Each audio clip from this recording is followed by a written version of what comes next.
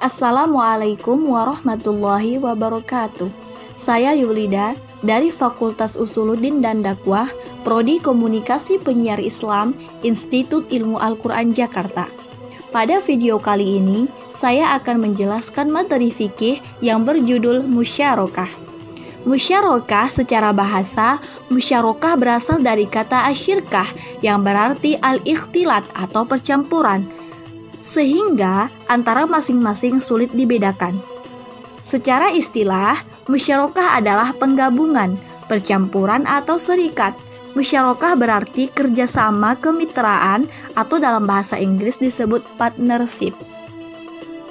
Musyarakah adalah kerjasama yang terjadi di antara para pemilik modal untuk menggabungkan modal dan melakukan usaha secara kerjasama dalam suatu kemitraan, dengan nisbah pembagian hasil sesuai dengan kesepakatan. Sedangkan kerugian ditanggung secara proporsional sesuai dengan kontribusi modal. Dasar hukum musyarakah terdapat dalam Al-Quran Surah An-Nisa ayat 12 dan Quran Surah Shad ayat 24. Syarat musyarakah terbagi menjadi 4. Yang pertama, tidak ada bentuk khusus kontrak. Berakad dianggap sah jika diucapkan secara verbal atau tertulis. Kontrak dicatat dalam tulisan dan disaksikan. Yang kedua, mitra harus kompeten dalam memberikan atau diberikan kekuasaan perwalian. Yang ketiga, modal harus uang tunai, emas, perak yang nilainya sama, dapat terdiri dari aset perdagangan, hak yang tidak terlihat, misalnya lisensi, hak paten, dan sebagainya. Yang keempat, partisipasi para mitra dalam pekerjaan adalah sebuah hukum dasar dan tidak diperbolehkan bagi salah satu dari mereka untuk mencantumkan tidak ikut sertanya mitra lainnya. Namun, porsi melaksanakan pekerjaan tidak perlu harus sama. Demikian pula dengan bagian keuntungan yang diterima. Rukun musyarakah terbagi menjadi 4. Yang pertama, ijab qabul atau sighot.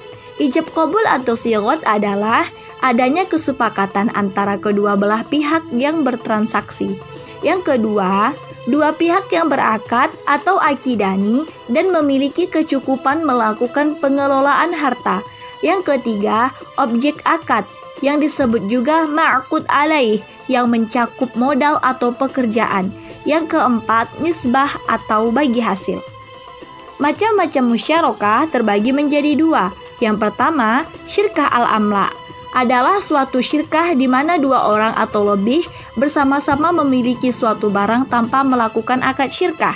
Syirkah al-amla terbagi menjadi 2. Yang pertama, syirkah al-jabr, dan yang kedua, syirkah ikhtiyariyah.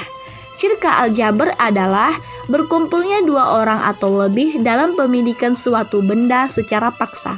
Syirkah ikhtiyariyah yaitu suatu bentuk kepemilikan bersama yang timbul karena perbuatan orang-orang yang berserikat. Yang kedua, syirkah al-uqud.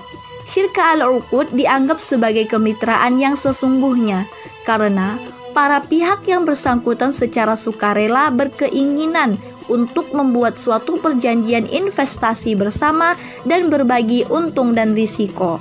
Syirkah al-uqud terbagi menjadi 5. Yang pertama, syirkah muwaffadah. Yang kedua, syirkah inan. Yang ketiga, syirkah al-amal. Yang keempat, syirkah al-wujuh. Dan yang kelima, syirkah mudharabah. Syirkah muwaffadah ialah kerjasama antara 2 orang atau lebih. Syirkah inan, syirkah antara 2 pihak atau lebih yang masing-masing memberi kontribusi kerja, amal, dan modal, mal.